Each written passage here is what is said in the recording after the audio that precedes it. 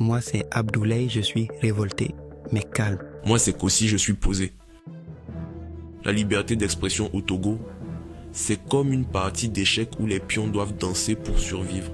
Et l'arrestation récente du rappeur Amron nous montre exactement pourquoi. C'est fascinant que vous mentionniez cette analogie des échecs. Parce que dans ce jeu de pouvoir, chaque mot devient une stratégie. Et vous savez ce qui est vraiment intéressant? Les statistiques montrent que depuis 2020, plus de 75% des artistes togolais utilisent des métaphores dans leurs textes pour éviter la censure. Alors ça, c'est exactement ce qui rend le cas d'Amron si particulier, non? Il a complètement ignoré ses codes. En effet, et selon les observateurs locaux, c'est la première fois en 15 ans qu'un artiste s'exprime aussi directement sur ces sujets sensibles. Vous savez ce qui me fascine dans cette histoire? Cette tradition du griot diplomate dont tout le monde parle. Oh, c'est une pratique fascinante qui remonte à plusieurs siècles. Les études anthropologiques montrent que cette forme de communication codée s'est développée comme mécanisme de survie sous différents régimes. Et comment cela se manifeste-t-il concrètement aujourd'hui? Eh bien, prenez par exemple les réseaux sociaux togolais.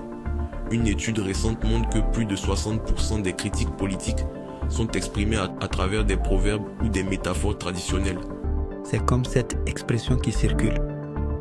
Même les murs de la présidence vont demander une reconversion. Exactement. Et vous savez quoi?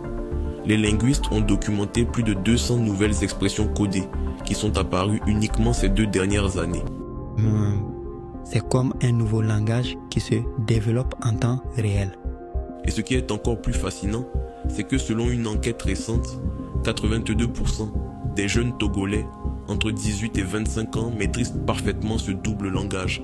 Bien que, et c'est là que ça devient intéressant, Amron ait choisi de briser complètement ce code. Oui, et les conséquences en mai sont significatives.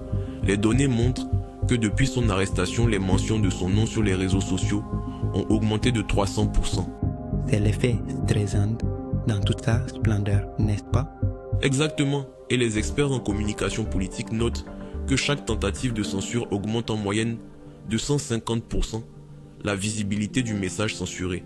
Alors, comment voyez-vous l'évolution de cette situation? Les analyses prévoient 3 scénarios possibles. Le premier et le plus probable selon 65% des experts est une augmentation progressive de l'expression codée sur les réseaux sociaux. Et les autres scénarios? Le deuxième suggère une possible libéralisation forcée par la pression internationale, tandis que le troisième prévoit un durcissement temporaire suivi d'un assouplissement progressif.